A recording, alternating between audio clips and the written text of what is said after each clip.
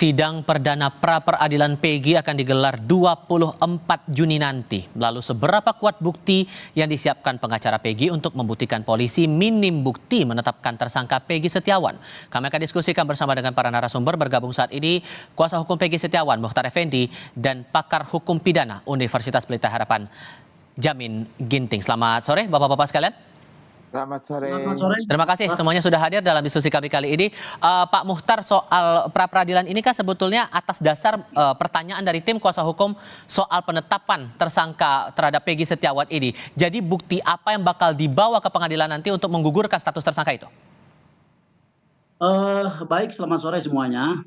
Jadi dalam pra-peradilan ini memang substansinya adalah kami menyoroti tentang dasar ditetapkannya sebagai tersangka untuk PS klien kami.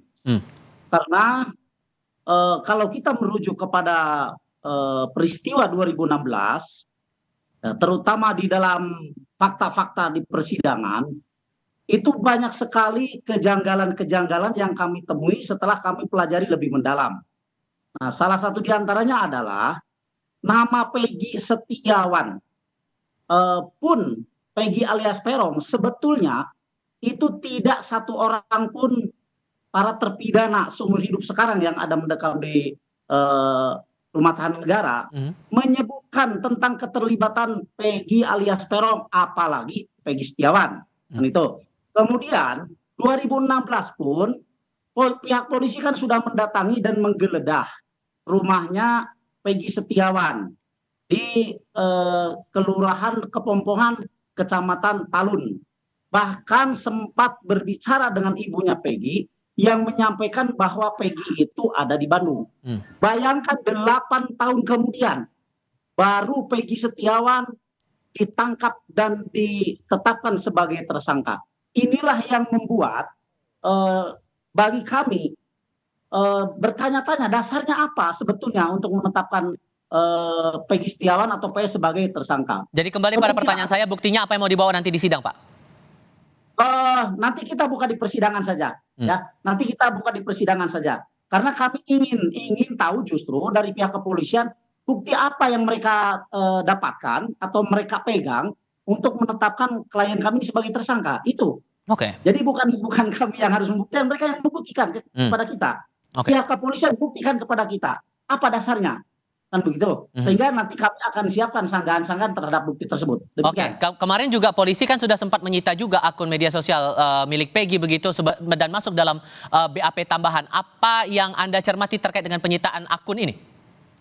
Betul, saat Peggy Setiawan atau PS ini ditangkap, memang HP-nya PS disita oleh pihak kepolisian dengan alasan untuk barang bukti, kan begitu ya.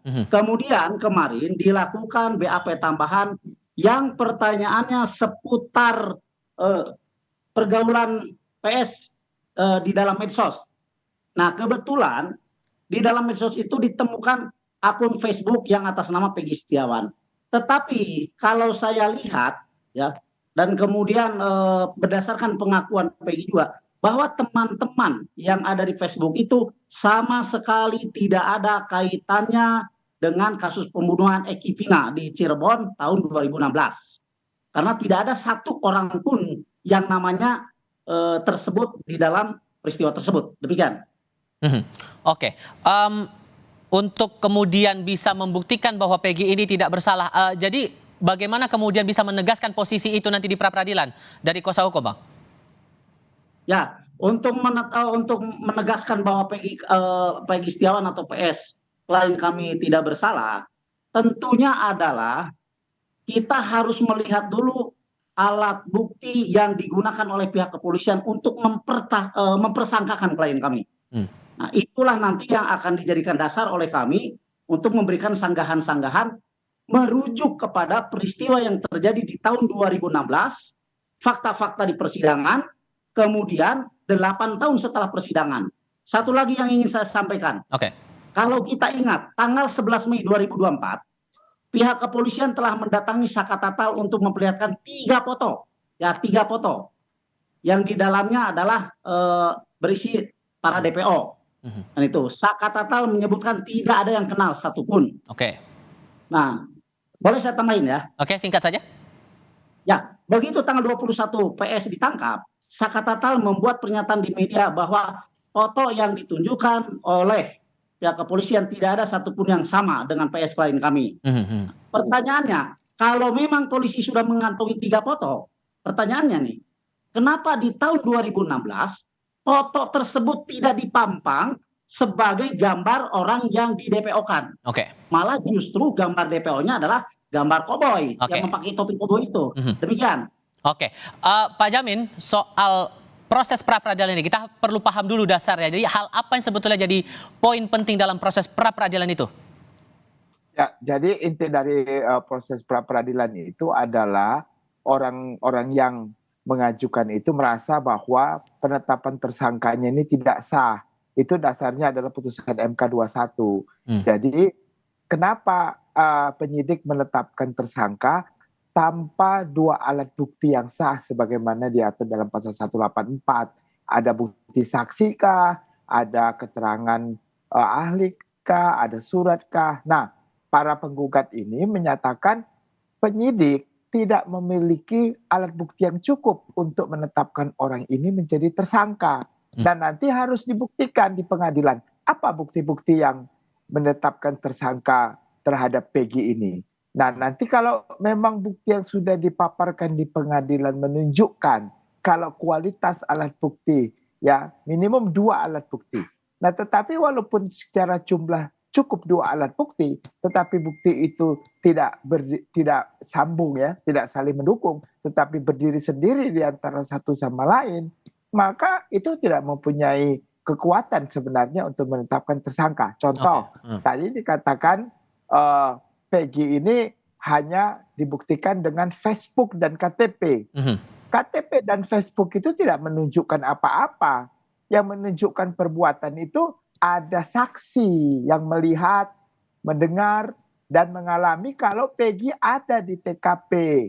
Dia ada bersama-sama dengan pelaku lain melakukan tindak pidana atau menyediakan alat untuk melakukan tindak pidana. Sehingga upaya dari tim kuasa hukum ini dirasa tepat menurut Anda untuk melakukan pra-peradilan? Oh, sangat tepat. Kalau kuasa hukum menyatakan kalau tidak ada saksi, ini kan tindak pidana material ya. Artinya ada korbannya langsung. Berarti dia harus bisa menunjukkan keterkaitan orang ini dengan orang yang melakukan pembunuhan itu. Apakah dia sebagai pembantu atau dia menyediakan alat untuk membantu orang melakukan kejahatan.